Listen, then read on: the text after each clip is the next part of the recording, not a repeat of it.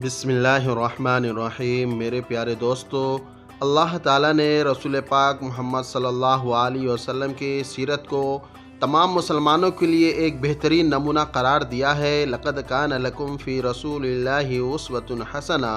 رسول اللہ صلی اللہ علیہ وسلم کی ذات آپ لوگوں کے لیے اسوہ حسنہ ہے۔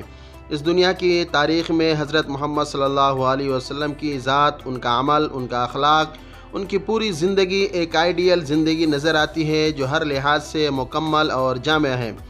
آپ صلی اللہ علیہ وسلم نے ہمیشہ سچ بولا، کبھی جھوٹ بولنا پسند نہ فرمایا۔ یہی وجہ تھی کہ آپ صلی اللہ علیہ وسلم کے دشمن تک آپ صلی اللہ علیہ وسلم کو سچا کہتے تھے۔ اس وقت جب ہمارے پیارے رسول کریم صلی اللہ علیہ وسلم نے مکہ کے لوگوں کو بلایا اور اسلام کی دعوت دینے کے لیے خطاب کرتے ہوئے فرمایا، اگر میں تم سے کہوں کہ پہاڑی کے اس پار سے ایک لشکر تمہارے اوپر حملہ کرنے آ رہا ہے تو کیا تم یقین کر لو گے؟ سب لوگوں نے اتفاق رائے سے کہا ہاں، کیونکہ تم سچے ہو۔ آپ صلی اللہ علیہ وسلم کی سچائی کی وجہ سے لوگ آپ کو صادق کہتے تھے۔ آپ صلی اللہ علیہ وسلم نے کبھی بھی کسی سے کوئی وعدہ کیا اور اسے ضرور پورا کیا، یہاں تک کہ ایک بار جب لین دین کے معاملے میں کسی شخص نے کہا کہ وہ ابھی آتا ہے، آپ صلی اللہ علیہ وسلم نے فرمایا ٹھیک ہے، میں یہاں رہوں گا۔ وہ شخص گھر جانے کے اپنے کاموں میں اس بات کو بھول گیا۔ 3 دن بعد اس کو یاد آیا تو وہ شخص بھاگا وہاں پہنچا تو دیکھا کہ آپ صلی اللہ علیہ وسلم اسی جگہ کھڑے انتظار کر رہے ہیں۔ آپ صلی اللہ علیہ وسلم اس وجہ سے وہاں سے نہ ہٹے کہ آپ کو نے قول دیا تھا کہ اور اگر آپ صلی اللہ علیہ وسلم اس جگہ سے ہٹ جاتے تو دوسرے شخص کو زحمت ہوتی۔ اسی طرح صلح حدیبیہ کے موقع پر ابو جندل کو اپنے ساتھ مدینہ نہ لے جا سکے، کیونکہ یہ وعدہ ہو چکا تھا کہ کوئی شخص مکہ سے مدینہ نہ جا سکے گا۔ ہر چند کے آپ صلی اللہ علیہ وسلم کی خواہش تھی کہ ابو جندل آپ کے ساتھ چلتے، لیکن اس طرح وعدہ خلافی کا امکان تھا۔ آپ صلی اللہ علیہ وسلم سچے تھے، اس لیے لوگوں کو آپ کی ذات پر بہت بھروسہ تھا۔ وہ بے دھڑکے اپنی امانتیں حضور پاک صلی اللہ علیہ وسلم کے پاس رکھوا دیتے تھے، کیونکہ وہ جانتے تھے کہ ان کی امانتیں حضور صلی اللہ علیہ وسلم کے پاس محفوظ ہیں اور انہیں کوئی خطرہ نہیں ہوگا۔ جس وقت ہمارے پیارے نبی صلی اللہ علیہ وسلم ہجرت کے ارادے سے مکہ سے نکل رہے تھے تو آپ نے لوگوں کی امانتیں حضرت علی رضی اللہ عنہ کے حوالے کی اور کہا کہ لوگوں کو صبح یہ امانتیں واپس کر دینا۔ حالانکہ وہ ایک مشکل وقت تھا، پھر بھی آپ صلی اللہ علیہ وسلم نے ان امانتوں کا خیال رکھا۔ ہر مومن شخص میں یہ تینوں خوبیاں ہوتی ہیں، جبکہ منافق شخص وہ ہوتا ہے جو جھوٹ بولتا ہے، وعدہ خلافی کرتا ہے اور امانت میں خیانت کرتا ہے۔ جس شخص میں یہ تینوں باتیں ہوں اس پر کبھی بھروسہ نہیں کرتا۔ ان بری عادتوں سے ہم سب کو بچنا چاہیے۔ فتح مکہ کے بعد ایک مرتبہ خاندان مخزوم کی ایک عورت فاطمہ بنت ابو الاسد نے چوری کی سزا ہاتھ کاٹنا تھا۔ قریش کے لوگ چاہتے تھے کہ فاطمہ کا تعلق ایک معزز گھرانے سے ہے، اس لیے وہ سزا سے بچ جائے اور معاملہ دب جائے۔ حضرت اسامہ رضی اللہ عنہ بن زید فاطمہ کی سفارش لے کر آئے تو آپ صلی اللہ علیہ وسلم کو بہت زیادہ غصہ آیا اور فرمایا بنی اسرائیل اسی وجہ سے تباہ و برباد ہوئے کہ وہ غریبوں کو جرم کی سزا دیتے تھے اور امیروں سے درگزر کرتے تھے۔ انصاف کا تقاضا بھی یہی ہے کہ جرم جس شخص نے بھی کیا ہو، چاہے وہ کوئی غریب ہو اور بے حیثیت آدمی ہو یا معاشرے میں جس کا بڑا مقام ہو اور امیر کبیر اور صاحب حیثیت ہو، وہ سزاوار ہے اور سزا ضرور ملنی چاہیے۔ چنانچہ آپ صلی اللہ علیہ وسلم نے اس امیر عورت کے لیے کوئی رعایت نہ دی اور اسے سزا ملی۔ غزوہ بدر کے بعد جنگی قیدیوں میں آپ صلی اللہ علیہ وسلم کے چچا حضرت عباس رضی اللہ عنہ کو بھی دوسرے قیدیوں کی طرح ہاتھ پاؤں رسی سے باندھ کر لایا گیا۔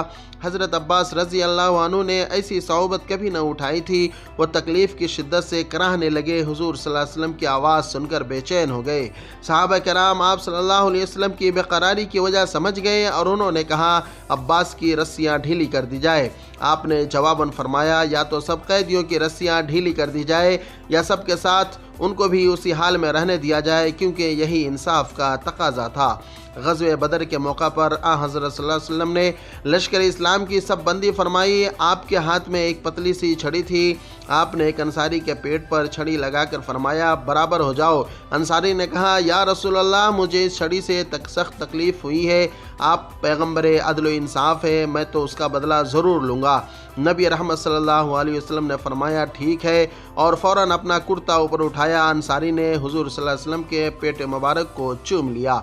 اسی طرح وصال سے پہلے بھی حضور صلی اللہ علیہ وسلم نے فرمایا اگر مجھ پر کسی کا قرض ہو تو وہ مجھ سے لے لے۔ ایک صحابی نے کہا ایک بار آپ نے مجھے مارا تھا، میں اس کا بدلہ لینا چاہتا ہوں۔ تمام صحابہ پریشان ہو گئے۔ ہمارے پیارے نبی صلی اللہ علیہ وسلم نے فرمایا ٹھیک ہے تم اپنا بدلہ مجھ سے لے لو۔ اس شخص نے کہا اس وقت میری پشت پر کپڑا نہ تھا۔ حضور نے خندہ پیشانی سے اپنا کرتا ہٹایا تو اس شخص نے حضور صلی اللہ علیہ وسلم کی پشت پر مہر نبوت کو چوم لیا اور کہا مجھے بہت مدت سے یہ آرزو تھی۔ حضور صلی اللہ علیہ وسلم نے اس کے لیے دعائے خیر کی۔ میرے دوستوں، مہمان نوازی آپ صلی اللہ علیہ وسلم کا خصوصی وصف تھا۔ گھر آنے والے مہمانوں کی ضرور خاطر مدارات کرتے، کھانے کی جو چیز بھی موجود ہوتی مہمان کے سامنے پیش فرماتے، مہمان کو کھانا کھلاتے تو بار بار اصرار سے کہتے کہ اچھی طرح بے تکلفی سے کھاؤ۔ بعض دفعہ حضور صلی اللہ علیہ وسلم خود بھوکے رہ جاتے اور اپنے حصے کا کھانا دوسروں کو کھلا دیتے تھے۔ ہمارے پیارے نبی صلی اللہ علیہ وسلم نے دنیاوی زندگی کی آسائشوں اور راحتوں کو کبھی اہمیت نہ دی۔ آپ صلی اللہ علیہ وسلم کے پاس دولت کے ڈھیر لگ جاتے لیکن آپ نے اتنی جلدی وہ ساری دولت حاجت مندوں میں بانٹ دیتے کہ شام تک آپ صلی اللہ علیہ وسلم کے پاس کچھ بھی نہ بچتا تھا۔ جب کوئی شخص آپ کے سے سوال کرتا یعنی کچھ مانگتا تو آپ اسے کبھی خالی ہاتھ نہ لوٹاتے بلکہ ضرور کچھ نہ کچھ دے کر اسے رخصت کرتے۔ ایک مرتبہ آپ علیہ السلام کے پاس 90,000 درہم آئے۔ آپ علیہ السلام نے وہ تمام رقم لوگوں میں بانٹ دی۔ کچھ دیر بعد ایک ضرورت مند آیا اور اس نے آپ علیہ السلام سے سوال کیا تو آپ صلی اللہ علیہ وسلم کے پاس اب دینے کو کچھ نہ بچا تھا۔ آپ صلی اللہ علیہ وسلم نے انتہائی سخاوت کا مظاہرہ کرتے ہوئے فرمایا تم میرے نام پر کسی سے قرض لے لو، اسے میں اتار دوں گا۔ حضرت عمر رضی اللہ عنہ نے فرمایا یا رسول اللہ آپ کو اللہ نے یہ تکلیف نہیں دی کہ آپ اپنی طاقت سے بڑھ کر کام کریں، یعنی یہ کہ جب آپ صلی اللہ علیہ وسلم کے پاس دینے کو کچھ نہیں ہے پھر بھی آپ ضرور دوسروں کو دیتے ہیں۔ اس وقت ایک انصاری نے کہا دیجئے، ضرور دیجئے، اللہ مالک ہے، غربت کا بھلا کیا ڈر۔ رسول پاک صلی اللہ علیہ وسلم ان کے اس لطیف مذاق پر ہنس پڑے اور فرمایا خدا نے مجھے اسی کا حکم دیا ہے، یعنی بے انتہا سخاوت اور فیاضی کا، اور ہمیشہ آپ صلی اللہ علیہ وسلم نے یہی طریقہ اپنایا۔ ہمارے پیارے نبی صلی اللہ علیہ وسلم جب پیدا ہوئے تو آپ صلی اللہ علیہ وسلم کے والد محترم جناب عبداللہ انتقال فرما چکے تھے۔ 6 سال کے ہوئے تو والدہ ماجدہ جناب آمنہ بھی دنیا سے رخصت ہو گئی۔ اس طرح آپ صلی اللہ علیہ وسلم ماں کی ممتا سے بھی محروم ہو گئے اور والد کا شفیق چہرہ تو آپ صلی اللہ علیہ وسلم نے دیکھا ہی نہ تھا۔ بچپن کے زمانے سے ہی آپ علیہ السلام کو نہ باپ کا پیار ملا نہ ماں کی محبت ملی۔ پھر پیار کرنے والے دادا بھی چلے گئے۔ جب نبوت عطا ہوئی تو مکہ کے کافروں نے آپ علیہ السلام کے ساتھ کچھ نہ کیا، مگر آپ صلی اللہ علیہ وسلم صبر کر کے ہر بات کو برداشت کرتے چلے گئے۔ آپ علیہ السلام کو پروردگار نے اولاد عطا کی لیکن سوائے بی بی فاطمہ کے کوئی اولاد زندہ نہ رہی۔ آپ علیہ السلام کے بیٹے قاسم، طاہر اور ابراہیم چھوٹی عمر ہی میں چلے گئے اور آپ علیہ السلام نے صبر کا دامن ہاتھ سے نہ چھوڑا اور فرمایا یہ اللہ کی رضا ہے اور ہم مجبور ہیں۔ آپ علیہ السلام نے جب عرب میں خدا کی وحدانیت کا پیغام پھیلانا شروع کیا تو یہ ایک بہت مشکل کام تھا۔ آپ علیہ السلام اپنے مشن میں مضبوطی کے ساتھ ڈٹے رہے اور آپ علیہ السلام کے پائے ثبات کو جنبش نہ ہوئی، یہاں تک کہ مکہ کے بڑے بڑے سردار آئے اور آپ علیہ السلام کے چچا ابو طالب سے کہا اپنے بھتیجوں کو سمجھاؤ، وہ ہمارے آباء و اجداد کے مذہب کو برا کہتا ہے، وہ ہمیں احمق کہتا ہے، ہمارے بتوں کی بے عزتی کرتا ہے، تم اسے منع کرو کہ وہ ان باتوں سے باز آ جائے، یا تم بیچ میں سے ہٹ جاؤ یا تم میدان میں آ جاؤ تاکہ ہم دونوں میں سے کسی ایک کا فیصلہ ہو جائے۔ حضرت ابو طالب جانتے تھے کہ قریش اپنی بات کے پکے ہیں۔ انہوں نے حضرت محمد صلی اللہ علیہ وسلم کو بلایا اور کہا بیٹا مجھ پر اتنا بوجھ نہ ڈالو کہ جسے میں برداشت نہ کر سکوں۔ حضور علیہ السلام نے صورتحال کی سنگینی کا اندازہ کیا اور پوری سچائی سے فرمایا چچا اگر یہ لوگ میرے دائیں ہاتھ پر سورج اور بائیں ہاتھ پر چاند بھی لا کر رکھ دیں تب بھی میں اس کام سے باز نہ آؤں گا۔ اس عزم صمیم کا ارادہ اندازہ کر کے حضرت ابو طالب سمجھ گئے کہ حضور صلی اللہ علیہ وسلم ہر حال میں اپنا مشن جاری رکھیں گے۔ آپ نے پھر یہی کہا بیٹا جو تیرے دل میں ہے تو وہی کر، میں تیرا ساتھ نہ چھوڑوں گا۔ حضرت ابو طالب نے زندگی بھر حضرت محمد صلی اللہ علیہ وسلم کا ساتھ دیا، انہی کافروں کے ظلم و ستم سے بچایا اور انہیں اس عظیم جد و جہد میں کبھی تنہا نہ چھوڑا۔ آپ علیہ السلام کبھی عالیشان محلوں میں نہیں رہے، نہ کبھی قیمتی لباس زیب تن فرمایا، سادہ لباس پہنا، سادہ غذا کھائی، لوگوں سے سادہ دلی کے ساتھ ملتے، کبھی غرور و تکبر نہ فرمایا، ہمیشہ انکساری اور عاجزی کا طریقہ اپنایا، اپنی ضرورتوں کو محدود رکھا، ایک بار حضرت عمر رضی اللہ عنہ آپ صلی اللہ علیہ وسلم کے گھر آئے تو دیکھا کہ کسی جانور کی 3 کھالیں لٹک رہی تھی۔ ایک برتن میں تھوڑے سے جو رکھے تھے، ایک چارپائی پڑی تھی جو سخت اور کھردرے بانوں سے بنی گئی تھی، جس پر گدا تک نہ تھا، صرف ایک تکیہ پڑا تھا جس کے اندر کھجور کے پتے بھرے تھے۔ حضرت عمر رضی اللہ عنہ کی آنکھوں میں آنسو آ گئے کہ قیصر و کسریٰ کے رہن سہن کی شان دیکھیے، اور یہ دونوں جہانوں کے بادشاہ کا یہ حال ہے کہ کمر مبارک پر چارپائی کے سخت اور کھردرے بان کی وجہ سے نشان پڑ گئے ہیں۔ آپ علیہ السلام نے فرمایا، کیا یہ بات اچھی نہیں کہ ان کے لیے اس دنیا کی آسائشیں ہیں اور ہمارے لیے آخرت کی نعمت ہے؟ حضرت عمر رضی اللہ تعالیٰ عنہ نے فرمایا، یقیناً ہمارے لیے آخرت ہی بہتر ہے۔ میرے دوستو، جب مسجد نبوی تعمیر ہوئی، وہیں حضور صلی اللہ علیہ وسلم نے ازواج مطہرات کے لیے حجرے بھی تعمیر کرائے جو انتہائی سادہ تھے۔ ان حجروں کی دیواریں کچی اینٹوں کی اور چھت کھجور کی شاخوں سے بنائی گئی تھی۔ دروازے پر کمبل کا پردہ پڑا ہوا تھا۔ ان میں دنیا کے عظیم ترین انسان اور ان کی ازواج نے انتہائی سادگی کے ساتھ زندگی گزاری۔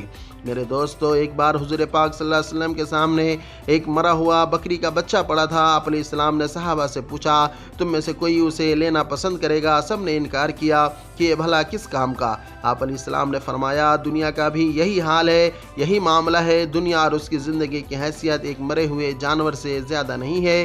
اس لیے آپ علیہ السلام نے دنیاوی عیش و عشرت کو آخرت کی نعمتوں کے مقابلے میں کبھی اہمیت نہ دی۔ میرے دوستو، آپ علیہ السلام انتہائی بہادر تھے۔ پیارے نبی کریم صلی اللہ علیہ وسلم نے نہایت بہادر، جرأت مندانہ اور شجاعت والے تھے۔ مدینہ پر جب مکہ کے کافروں نے حملہ کیا تو آپ علیہ السلام خود مجاہدین کو لے کر میدان جنگ میں گئے۔ آپ علیہ السلام نے کفر اور حق کا فیصلہ کرنے والی جنگوں میں بذات خود حصہ لیا اور دشمن سے مقابلہ کیا، بہادری سے لڑے اور میدان جنگ میں موجود رہے، یہاں تک کہ رب العزت نے آپ علیہ السلام کو فتح و نصرت سے نوازا۔ آپ علیہ السلام نے غزوات میں خود شرکت فرمائی۔ غزوہ حنین کے دوران جب دشمنوں نے گھاٹیوں، گھروں اور راستوں پر پہلے سے پوزیشن سنبھالی ہوئی تھی اور اچانک مسلمان فوجیوں پر حملہ کیا تو بہت سے لوگ گھبرا کر میدان سے بھاگ کھڑے ہوئے، لیکن ہمارے پیارے رسول کریم صلی اللہ علیہ وسلم وہیں جمے رہے اور انہوں نے لوگوں کو پکارا کہ واپس میدان میں آ جاؤ، میں محمد بن عبد المطلب خدا کا بندہ اور اس کا رسول ہوں۔ حضرت عباس نے بھی لوگوں کو پکارا، یہاں تک کہ لوگوں کی ہمت ہوئی اور وہ دوبارہ میدان میں لوٹ آئے اور کامیابی ان کا مقدر بنی۔ یہ رسول پاک صلی اللہ علیہ وسلم کی شجاعت ہی تھی جس کی وجہ سے انہوں نے خود بہادری سے دشمنوں کا مقابلہ کیا اور لوگوں کو ان جنگوں کے لیے تیار کیا اور اپنی افواج میں ہمت حوصلہ کی بجلی بھر دی، ورنہ تعداد میں مسلمان کافروں، یہودی اور نصرانیوں سے بہت کم تھے اور ساز و سامان بھی ان کے مقابلے میں بہت کم تھا۔ میرے دوستو، یہ بات سب جانتے ہیں کہ اہل مکہ نے آپ صلی اللہ علیہ وسلم کو کس قدر تکلیفیں دیں، ان کے ساتھ کس قدر ظلم کی اور کیسا دشمنی کا رویہ اپنایا۔ جب یہی محمد صلی اللہ علیہ وسلم مکہ میں 10 ہجری کو فاتح کی حیثیت سے داخل ہوتے ہیں تو اعلان فرما دیتے ہیں، امن ہے ہر اس شخص کے لیے جو حرم میں آ جائے، اپنے دروازے بند کر لے، حکیم بن حزام یا ابو سفیان کے گھر آ جائے، یعنی کوئی بدلہ نہیں، کوئی لڑائی نہیں، کوئی انتقام نہیں۔ اور جب وہ ظالم لوگ جنہوں نے آپ پر ظلم ڈھائے تھے، جو آپ صلی اللہ علیہ وسلم کی راہ میں کانٹے بچھاتے تھے، آپ علیہ السلام پر کوڑا کرکٹ کی بارش کرتے تھے، آپ علیہ السلام پر پتھر برساتے تھے، یہاں تک کہ جنہوں نے آپ علیہ السلام کو آپ کے محبوب وطن سے نکال کر دم لیا، وہ سب آپ صلی اللہ علیہ وسلم سے اپنی قسمت کا فیصلہ سننے کے لیے جمع ہوئے۔ تو آپ علیہ السلام کا نیک اور پاکیزہ دل ہر طرح کی عداوت، بغض، حسد اور انتقام سے پاک تھا۔ آپ صلی اللہ علیہ وسلم کھلے دل سے معافی کا اعلان فرماتے ہیں، جاؤ تم سب آزاد ہو، آج تم پر کوئی گرفت نہیں۔ میرے دوستو، یہ وہ چند سیرت طیبہ ہے آپ صلی اللہ علیہ وسلم کی جس پر ہم سب کو عمل کرنے کی ضرورت ہے۔ لہٰذا دعا ہے کہ اللہ پاک ہم سب کو صحیح سلامت اور صحیح طریقے سے زندگی گزارنے کی توفیق عطا فرمائے، سیرت نبوی کو اپنی زندگی میں اپنانے کی توفیق عطا فرمائے۔ خدا حافظ۔